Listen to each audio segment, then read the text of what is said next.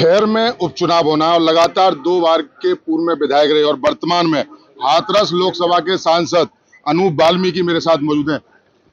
मुख्यमंत्री जी भी आए, जनता से अपील भी की गई, विकास कार्य भी बहुत गिनाए गए। क्या लग रहा है कि खैर में अब क्या क्या विकास की जरूरत है? शायद मिनी स्टेडियम का भी आज लाना के लिए बात की। देखिए, निश्चित इसमें कोई दो राय नहीं। उत्तर प्रदेश के यशस्वी मुख्यमंत्री जी ने विगत 7 साढ़े 7 वर्ष मुझे भी यहाँ सेवा करने का अवसर मिला और मैं यहाँ खैर की कोई भी समस्या लेकर के गया, माननीय मुख्यमंत्री जी ने बड़ी प्राथमिकता लेकर के और बहुत सारे विकास के कार्य, मैं आज मंच पे भी बोल रहा था कि बहुत सारे विकास के कार्य, जैसे कि 543 करोड़ की ये परियोजना थी, टप्पल अलीगढ़ पलवल मार्ग, चाहे यमुना पर पुल बनाना हो, चाहे 3-3 यहाँ नगर पंचायत बनाना हो, अनेकों अद्भुत सैकड़ों दर्जनों की संख्या में पुल बनाने का काम हुआ। मैं समझता हूँ बहुत सारे विकास कार्य आदरणीय योगी आदित्यनाथ जी के मुख्यमंत्री के मार्गदर्शन में हमें हमेशा यहाँ मिलते रहे। और मैं समझता हूँ कि आज युवाओं के लिए बड़ी एक खुशखबरी भी है कि मैं भी लगातार, क्योंकि युवाओं की कई बार यहाँ धरने भी हुए हैं, तो मैंने माननीय मुख्यमंत्री के समक्ष हमेशा ही बात रखी कि महाराज जी अगर यहाँ स्टेडियम हो, क्योंकि एनसीआर से लगता हुआ ये विधानसभा क्षेत्र खैर है हमारा, तो उन्होंने आज उसको भी क्या नाम है यहाँ शिलान्यास किया और घोषणा की है कि बहुत तत्काल हम काम शुरू करा देंगे। तो निश्चित उससे युवाओं में मैं समझता हूँ बड़ा, मैं देख भी रहा था जब उन्होंने घोषणा की तो युवाओं के अंदर बड़ा जोश और खरोश था। तो निश्चित ही बहुत बड़ा लाभ मिलेगा। और जैसा आपने चुनाव का कहा है तो इसमें कोई दो राय नहीं, ये पहली बार 2012 में विधानसभा एससी के लिए आरक्षित हुई थी। मैं लगातार जब इसे 3 बार मुझे भारतीय जनता पार्टी ने यहाँ से सेवा करने का अवसर दिया है और इसमें कोई दो राय नहीं। खैर की महान जनता बड़ी दयालु और भारतीय जनता पार्टी के प्रति अपना बहुत ही सॉफ्ट कॉर्नर रखती है। जो मेरे जैसे व्यक्ति को जो राजनीति में एबीसीडी नहीं जानता, उसे यहाँ से 2 बार विधायक बनाने का काम किया और 12 में भी लड़ा, तो मतलब बहुत मत देने का काम किया। तो देखिए, इसमें कोई दो राय नहीं, बहुत यहाँ की महान जनता है और भारतीय जनता पार्टी के प्रति सॉफ्ट है। एक बात और मैं कहना चाहूंगा कि खैर में ज्यादातर जो विरोधी दल रहा है वो राष्ट्रीय लोकदल रहा है, लेकिन इस चुनाव में राष्ट्रीय लोकदल भी हमारे साथ है। तो मैं समझता हूँ कि कहीं भी कोई लड़ाई मुझे नहीं लगती, क्योंकि लड़ाई हमेशा जो रही है यहाँ राष्ट्रीय लोकदल से रही है। भारतीय जनता पार्टी की हमेशा लड़ाई राष्ट्रीय लोकदल से रही है।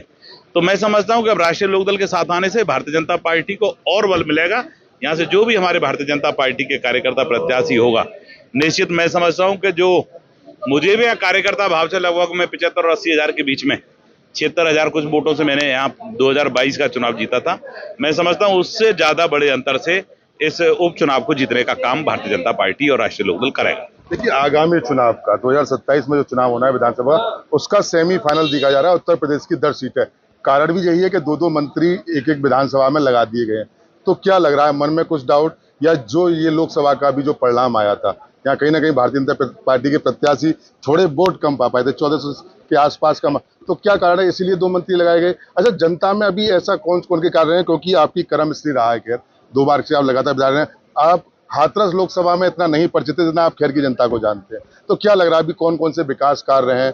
हाँ, और इसमें क्या ये लग रहा है कि लोकदल भी टिकट को मांग, राष्ट्रीय लोकदल भी टिकट की मांग कर सकता है खैर को लेकर? देखिए, निश्चित ही आपने जैसा कहा, मेरा जो जन्मस्थली है वो खैर में ही है। मेरा पिसावा के पास एक छोटा सा गाँव रकराना साहिबपुर, मैं वहाँ का निवासी हूँ। ठीक है, मुझे भले ही भारतीय जनता पार्टी हाथरस लोकसभा क्षेत्र से मुझे टिकट दे करके मैं चुनाव लड़ाया और मुझे वहाँ की महान जनता ने जिताने का काम भी किया, लेकिन इसमें कोई दो राय नहीं, जितना मैं आज की स्थिति में खैर को जानता हूँ शायद उतने अभी मैं हाथरस क्षेत्र को नहीं जानता। रही बात आपकी के राष्ट्रीय लोकदल, देखिए ये शीर्ष नेतृत्व का प्रश्न है कि वो किसको टिकट देंगे और किसको नहीं देंगे, लेकिन यहाँ जिसको भी टिकट मिलेगा मैं समझता हूँ कि भारतीय जनता पार्टी और राष्ट्रीय लोकदल उस चुनाव को जीतेगा। और निश्चित ही देखिए, हमेशा मैं समझता हूँ कि मेरा कोई, मैं पहले भी कहा कि राजनीतिक बैकग्राउंड नहीं, उसके बावजूद भी मुझे 1,24,198 वोट 2017 के चुनाव में दिया और 2022 के चुनाव में मुझे भी लगता था कि मैं चुनाव भी नहीं जीतूंगा, लेकिन भारतीय जनता पार्टी ने मेरे जैसे कार्यकर्ता को टिकट दिया और महान जनता ने 1,39,643 वोट, जो अपने आप में रिकॉर्ड, इससे ज्यादा कभी भी अभी तक के इतिहास में नहीं मिला इतना मत, उतना ज्यादा मुझे मत दिया। और हमेशा देखिए, इसमें कोई दो राय नहीं, मुझे हाथरस बनाने में भी अगर किसी का बड़ा योगदान है तो मेरे दल का, इनके कार्यकर्ताओं को और इस क्षेत्र की जनता का। क्योंकि अगर ये महान जनता मुझे अगर विधायक नहीं बनाती तो मैं समझता हूँ मैं कभी सांसद नहीं बनता। तो मैं इसके लिए भी आपके चैनल के माध्यम से आभार व्यक्त करना चाहता हूँ खैर की जनता का। और निश्चित ही भले ही विधायक यहाँ कोई रहे, लेकिन मेरी भी यहाँ आत्मा जरूर इस विधानसभा से जुड़ी है मेरे से भी इस क्षेत्र की जितनी सेवा हो सकेगी, मैं निश्चित, मेरा भी प्रयास रहेगा कि मैं जो भी विधायक बने उसके साथ कंधे से कंधा मिलाकर के आदरणीय सांसद जी और भी हमारे जो संगठन के पदाधिकारी हैं, और भी खैर में अच्छा कैसे हो सकता है, हम इसके लिए काम करें। एक लास्ट सवाल और लूंगा सांसद जी। अभी यूपी पुलिस की परीक्षा चल रही है, पूरा जोर है, 3 दिन 6 पारियों में परीक्षा होगी, अभी 2 दिन बाकी हो रहे हैं। वहीं अखिलेश यादव का ये बयान आता है, वो कहते हैं कि युवाओं ने 4 में से 3 लोग परीक्षा दे रहे हैं, मतलब 1/38% लोगों ने परीक्षा को छोड़ दिया है। उनको भारतीय जनता पार्टी की इस व्यवस्था पे उनको भरोसा नहीं है। तो क्या मानते हैं अखिलेश यादव की, जबकि जो यूपी पुलिस की परीक्षा है बड़ी निष्क्रिय तरह से हो रही है, महत्वपूर्ण रखी गई है और तमाम लोग अपने स्टेट से भी नहीं, अलग अलग स्टेट से और केंद्र से आ रहे हैं। अखिलेश यादव ये बयान दे रहे हैं, क्या कहना चाहेंगे ऐसे लोगों? देखिए, वैसे तो आदरणीय अखिलेश यादव जी उत्तर प्रदेश के पूर्व मुख्यमंत्री रहे, अभी सांसद भी हैं।